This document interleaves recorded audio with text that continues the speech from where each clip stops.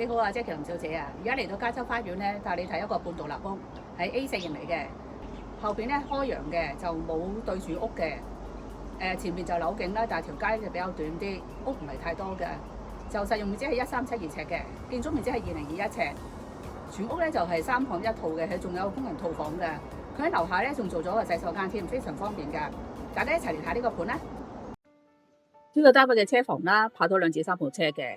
咁入門口第一層咧係客廳嚟嘅，呢個即係喺加州花園咧係最大噶啦，建築面積係2021尺嘅，係 A 型屋。A 型第一層係客廳嚟嘅，飯廳就喺樓上。A 型本身咧地下係冇洗手間噶，呢個單位咧就喺樓梯底嗰度咧就做咗個洗手間，咁就唔使下下走上飯廳啦，非常方便嘅。呢個花園咧有533尺嘅。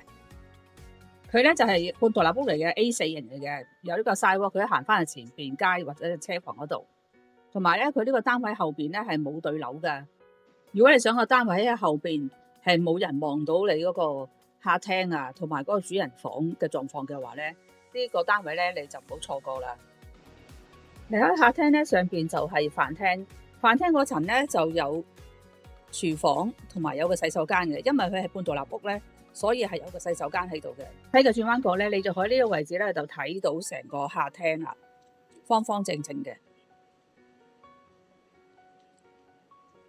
飯廳咧嗰個窗就望翻住前面街啦。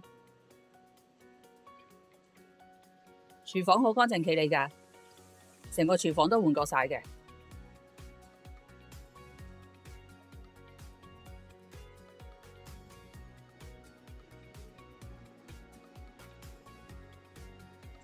洗手間咧就喺側邊，名廁嚟嘅呢個洗手間。所有單位咧嘅洗手間咧都係名廁嚟嘅。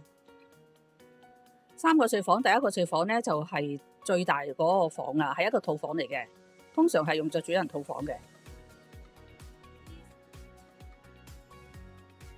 側邊咧仲有個露台嘅，睡房望出去嘅景觀係可以望好遠嘅。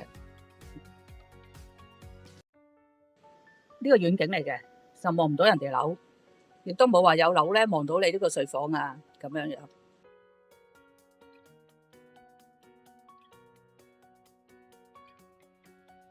另外嗰2個睡房咧就喺呢一度啦，仲有一個浴室㗎呢度。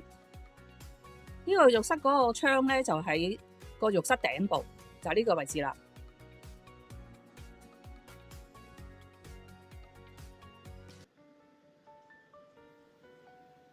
呢度有2個睡房啦，呢個睡房咧就係有一個凹入去嘅衣櫃位嘅。A 型嘅睡房咧係長方形嘅，而 B 型嘅睡房咧多數係四方方嘅。呢個睡房就有個露台仔，望翻前邊街。3個睡房有2個係有露台嘅，再上就係天台啦。咁佢天台咧有一個高一個低嘅，前後嘅。呢個係低天台啦，就向住後邊花園嘅。嗱，你呢度睇到佢個遠景嘅，又望到山添。